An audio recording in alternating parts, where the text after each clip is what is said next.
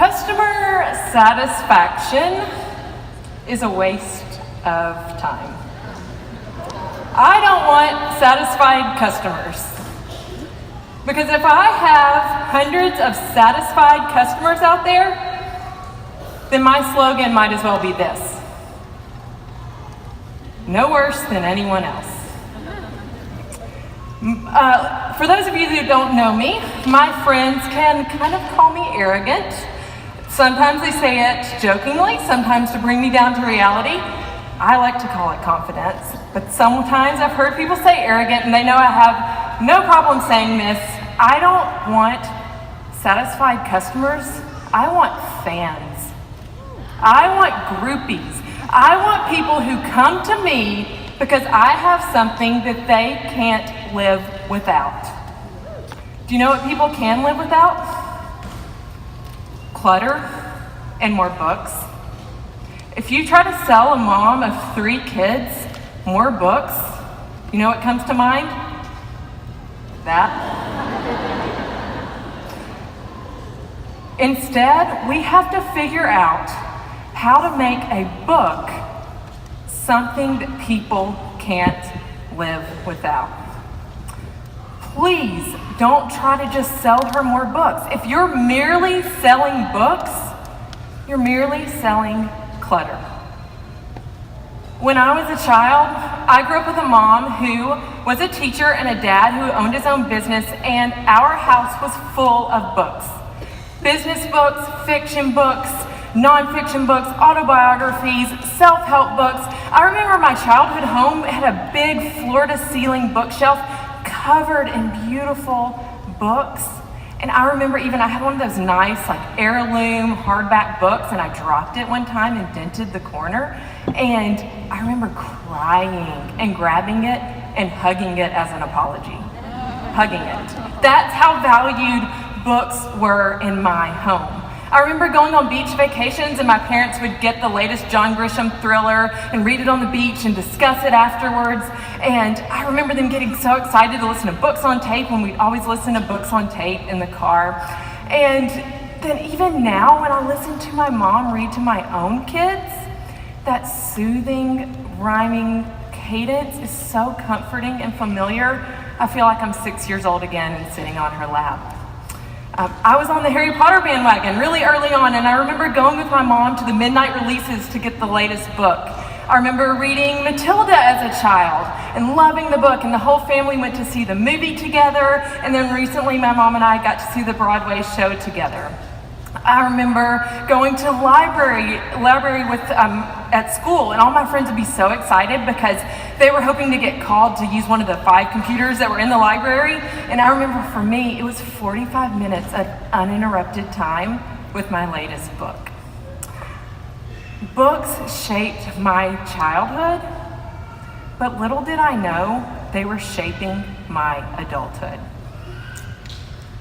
When I was nervously pregnant with my first child, I turned to books. I navigated that uncharted territory with books. When that child was born 2 months early, and I was so sick that I couldn't even leave my hospital bed to go visit him in the NICU, I was comforted by books.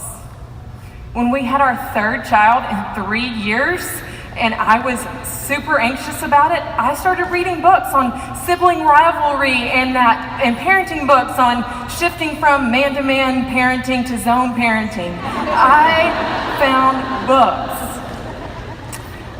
When my husband was diagnosed with a disease that rocked our world, I navigated that with books. When marriage gets hard, when life throws you a curveball that you can't dodge, I turn to books. When my business is struggling and I don't know how or why, I find a book. I rejoice, I grieve, I navigate my world and analyze my world through books. And it all started in my childhood. You can't just sell someone books. You have to figure out how to use books as tools to sell something a parent can't live without. I sell my lifestyle. I sell my story. I sell my childhood and how those books on the shelves in my home shape who I am today. We have to figure out how to get a book to become an object that a parent must have to keep her household functioning. This is what I sell. I sell family bonding. I sell a lifetime thirst for knowledge. I sell adventure and imagination.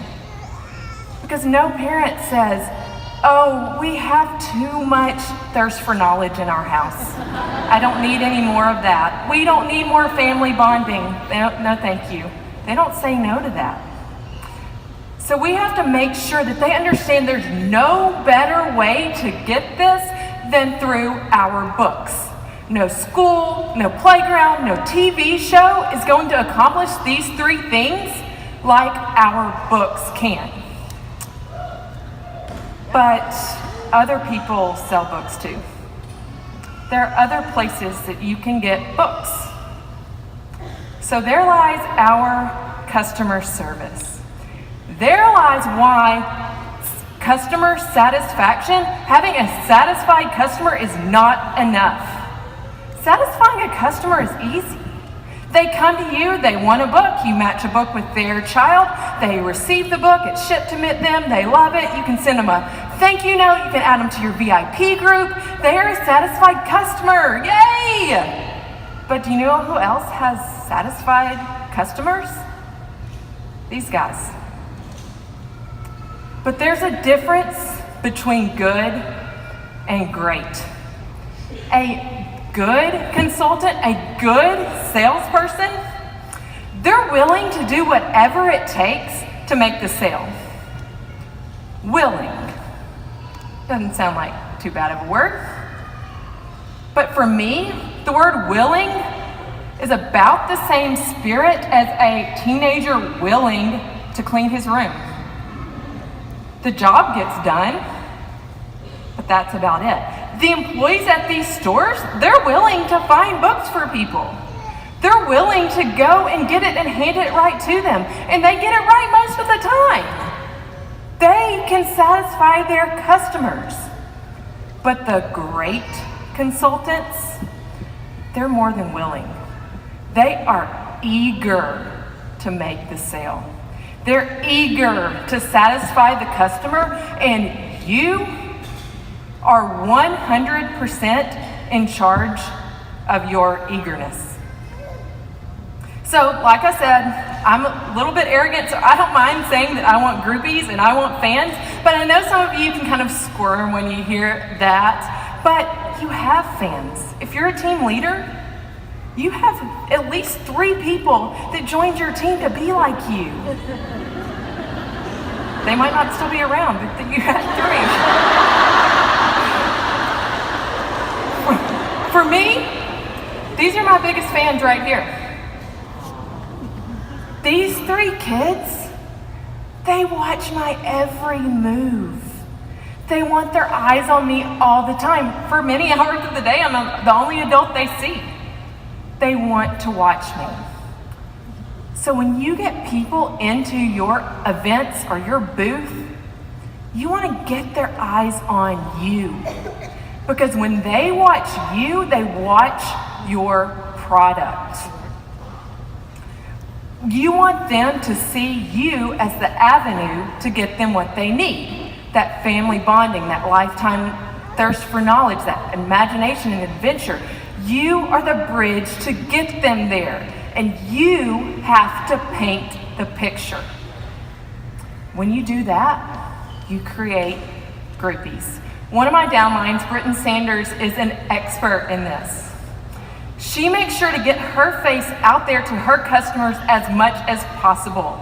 The simplest way to do this is in graphics online or at your home parties. When they see your eyes and your excitement, they're drawn in. They want more of what is exciting you. They want more of it. So now that you've got their eyes on you, you have to paint that picture. How do you paint that picture? First, you have to decide what you want. You have to create a vision. We talk a lot about vision casting. This is a vision about when the customer uses your books. Not when they come to your party, this is when they are using the books. What do you picture? Is it a nervous new mom pregnant for the first time reading to the baby in her womb? Is it a little infant crawling for the first time with our fold-out book in front of them and the family cheering them on? Or is it toddlers in footy pajamas curled up on a chair with their dad? Is it a preteen who's just discovered that she loves books and she's underneath her covers with a flashlight and reading just one more chapter at night? Create your vision and be specific. Show your vision. Post about your vision. Have your customers share your vision.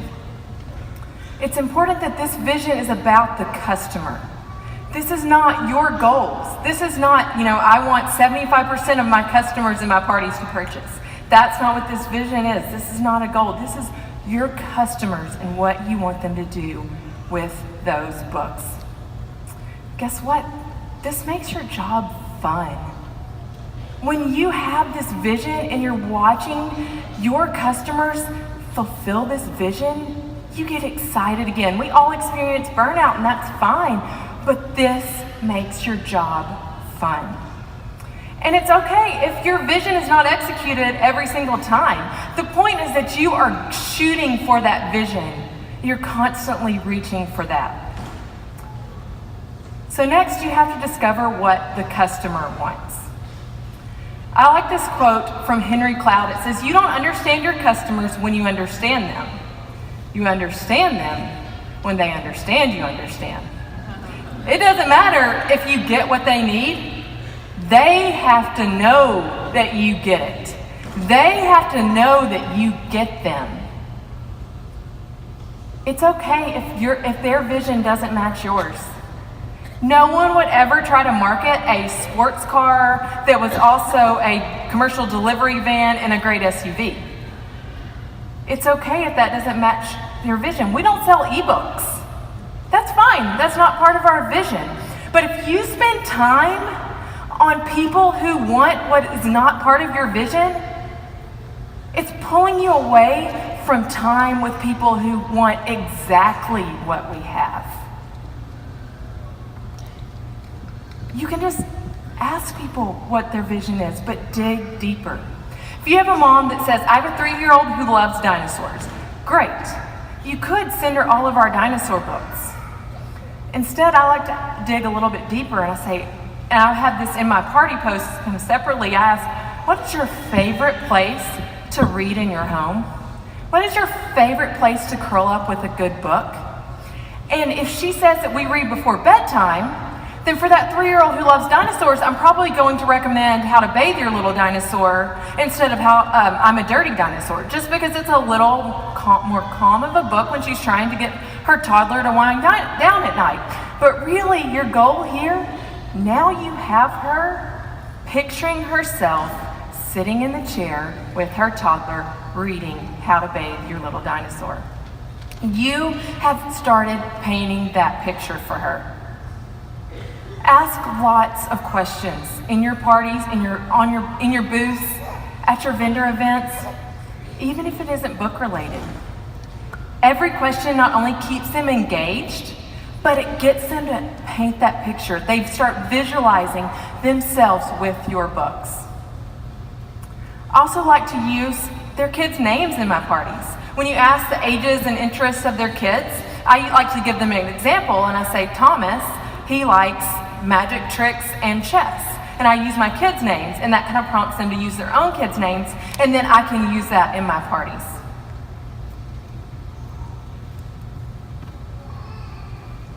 Next, deliver what the customer wants.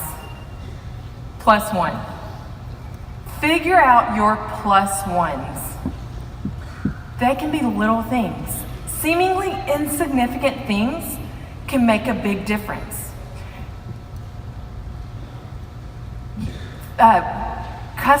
groupies and fans, they depend on you to deliver every time. They depend on you to have a satisfied customer. That's fine, but you need that +1 to create groupies and fans. So you could do things like call them literacy events or literacy parties instead of just book parties. Give general reading tips that don't necessarily involve our books, like talk about reading road signs when you're on road trips. You can help give them links and make wish lists and basically hand the books, put their books in their hands virtually when you're on your online parties. People buy from friends, so you can make friendly conversations that don't necessarily have to do with the books. Talk about what's going on at that time. The Super Bowl, Easter, summer vacations, the favorite place, the funniest place you found your kids hiding. Or one of my favorite threads that I've ever done is just, I say, so my son likes to call tater tots from Sonic, he calls them potato tots. And I think it's cute. And so I do a post and just ask, what's the funniest thing that your kid says wrong? Guys, it gets hundreds of comments. People like to talk about their people. So that shows that you are interested in them and you're friendly with them and they buy from friends. I ask my customers their reading tips. People like to feel valued. And I want to make sure that they know I do value them and I value their ideas. Then you can always do, and follow-up is always great. Sending tracking information and thank you notes. If we think someone is in our corner, then we assume that what they do and say is done and said to help us. They need to know we are in their corner. We are their friends. So once you get all their eyes on you, and you take that product and put it into their lives.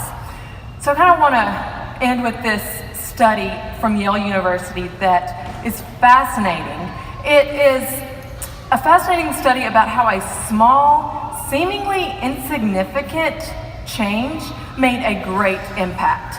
So in the study, psychologists got a group of seniors at Yale University and told them they were going to do an experiment on the effectiveness of a brochure. And at the time, the health clinic was giving free tetanus vaccinations, so they gave them a brochure on the risks of tetanus. They divided them into two groups. There was a high fear group and a low fear group. The high fear group was given a brochure with gruesome pictures, like strong adjectives, lots of scary facts about tetanus. Then the low fear group was given the basic facts, no pictures, but just, it's still a scary disease, but not as scary as the high fear. So then the results from that were pretty predictable. The higher fear group reported that they were more likely to go get the vaccination. No surprise there. But what was interesting is that a month later, only 3% of the entire group had gotten the vaccination. So the information did not result in action. So this is where it gets interesting. They repeated the experiment. This time, the only change that was made is that the psychologists simply included a map of the campus, circled the health center, and put the times the health center was open. The vaccination rate shot up to 38%. There are two things that are really interesting here. First of all, of that 38%, they were equally from the high fear group and the low fear group. The presentation of the information didn't necessarily matter. But then also remember, these were seniors. They knew where the health center was located. Many of them had probably been there before. This wasn't new information. There were nothing unusual about the hours. They were just normal working hours. But that subtle difference made a big impact. The students needed to know how it fit into their lives. They needed to see it not as an abstract medical lesson, not unlike the lessons that they hear every day as a college student. Instead of just this abstract medical lesson, it became a It became advice on a medical risk. It became practical and personal, and they could picture themselves getting the vaccination. Once it became practical and personal, once they inserted themselves into the scenario, it became memorable. They bought in. They took action. So as you're running your parties, as you're standing in front of a home show, as you're in your booth, you are in your vendor event, remember, you are creating groupies. And when you create groupies and fans, when your customers are groupies and fans, they want to be like you. And they want to be with you. They want to be with you. So if you can create that, then next year, 2019 UBAM National Convention, those